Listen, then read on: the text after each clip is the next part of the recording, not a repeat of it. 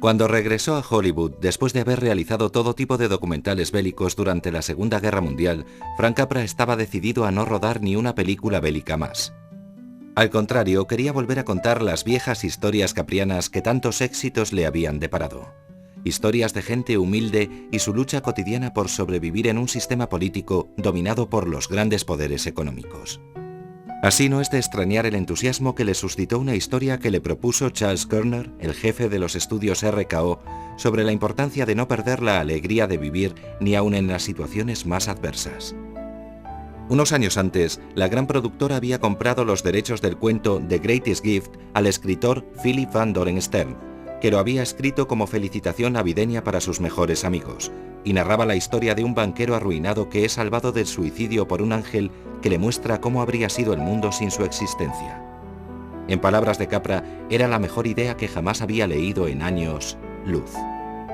En su día, la RKO había puesto a 3 grandes escritores, Dalton Trumbo, Mark Connelly y Clifford Odets, a desarrollar el argumento. Sin embargo, ninguna de las 3 adaptaciones consiguió convencer a Capra, que no quería alejarse demasiado de la idea original. Tampoco podía contar con su guionista habitual, Robert Riskin, que acababa de incorporarse a su propia compañía independiente y estaba escribiendo el guión de su propia película Magic Town. Así que finalmente contrató a Albert Hackett y Frances Goodrich, guionistas entre otros films de El diario de Ana Frank, rodada por George Stevens en 1959. Al equipo se incorporó más tarde Joe Swerling y, como no podía ser de otra forma, Capra, que se encargó personalmente de las escenas que más le preocupaban. Capra era realmente un hombre hecho a sí mismo.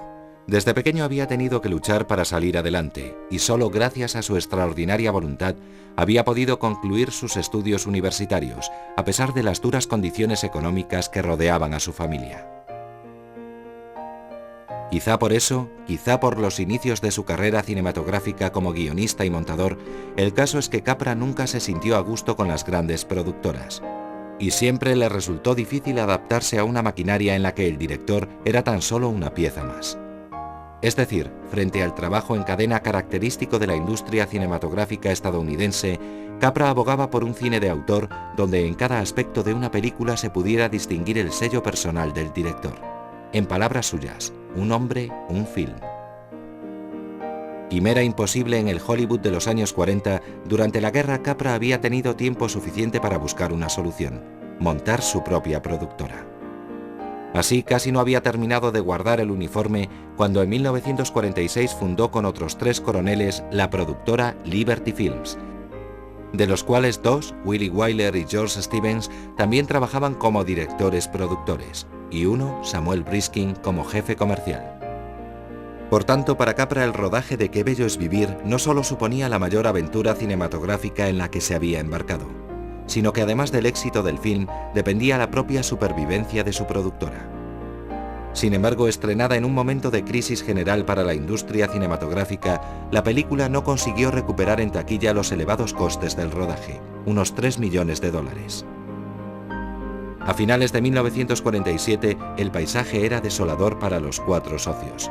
Como indica el propio Capra en sus memorias, Liberty Films era la forma más rápida y caballeresca de arruinarse jamás inventada. Tras duros debates, los 4 socios tomaron una dura decisión: vender la Liberty a la Paramount, cuando todavía podían obtener un buen precio por ella.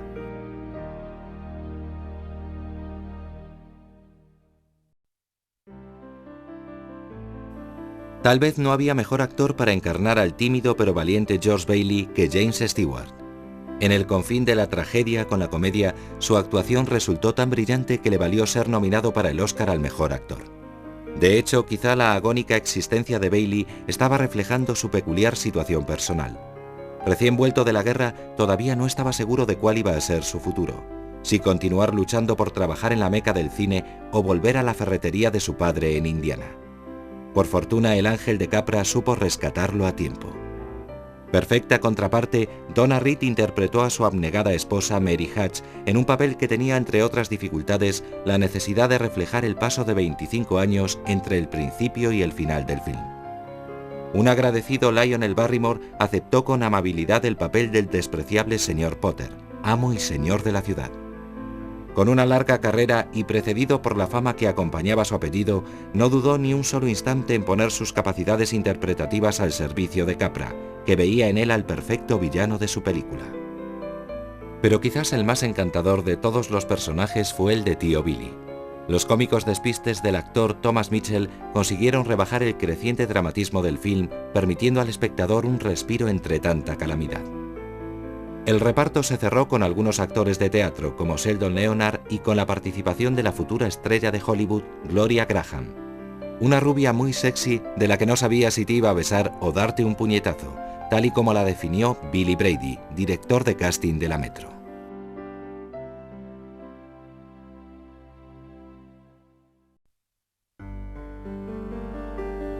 Curiosamente, el reconocimiento final del público a Qué bello es vivir ocurrió años después de su estreno, gracias a un extraño despiste de la gran productora Paramount. En 1974 se olvidaron de renovar sus derechos y el film pasó a ser de dominio público. Desde entonces las televisiones no han dejado de emitir durante las Navidades este canto a la esperanza que todavía hoy consigue emocionarnos. De hecho, Capra realizó un film para emocionar, para llegar a las inquietudes de la gente corriente, la misma gente que le había visto crecer en la humilde Little Sicilia, el barrio italiano de Los Ángeles. A Dalit de los desheredados, las películas de Capra siempre intentaban reflejar esa otra América, donde el sustento diario podía constituir una hazaña de magnitudes épicas. Así era como Capra entendía el cine, el llamado toque de Capra. De firmes creencias religiosas, sus films recogían su peculiar visión del sueño americano.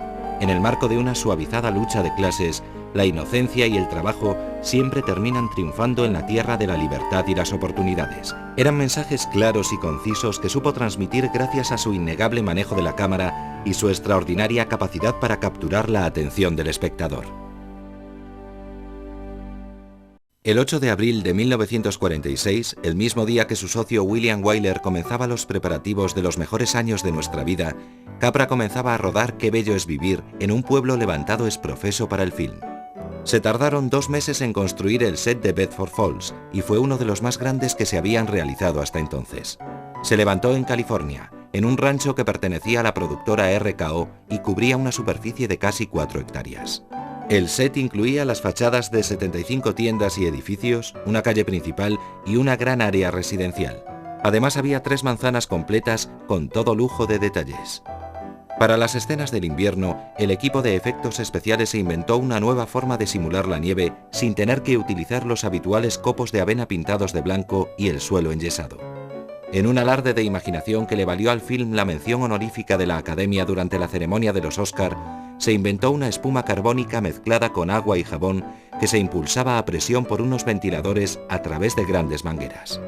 Sin embargo, aquella mención fue lo único que obtuvo el film de la Academia, a pesar de estar nominada para 5 Oscar, entre ellos a la mejor película, director y actor.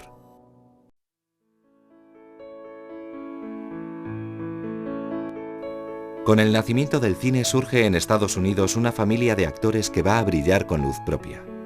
La familia Barrymore definió su propio estilo de interpretación, caracterizado entre otros aspectos por su marcado sentido trágico y el desdén hacia la opinión de los críticos. Lionel Barrymore, intérprete del perverso señor Potter en Qué bello es vivir, decía que no sabía hacer otra cosa que interpretar. Había nacido para el cine. Pero es quizás su hermano John el que dio gran fama al apellido Barrymore.